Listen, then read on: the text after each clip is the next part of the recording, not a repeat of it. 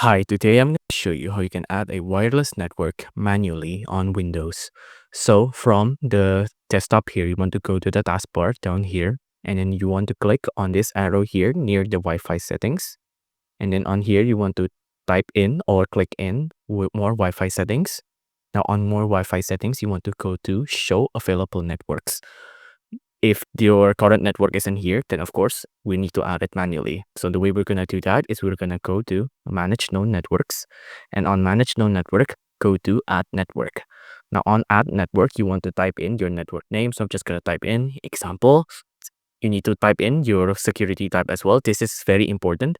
Don't let it be wrong. So if it's WPA2 personal, make it so. If it's WEB, make it so as well.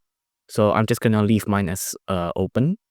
But you can see if there's other security, you'll need to add in a trusted server and a trusted certificate thumbprints like that. So it'll be pretty hard to do this, but I'm just going to open, and I'm just going to say connect even if this network is not broadcasting. You can also connect automatically if you like, but I'm just going to save example, and there you go.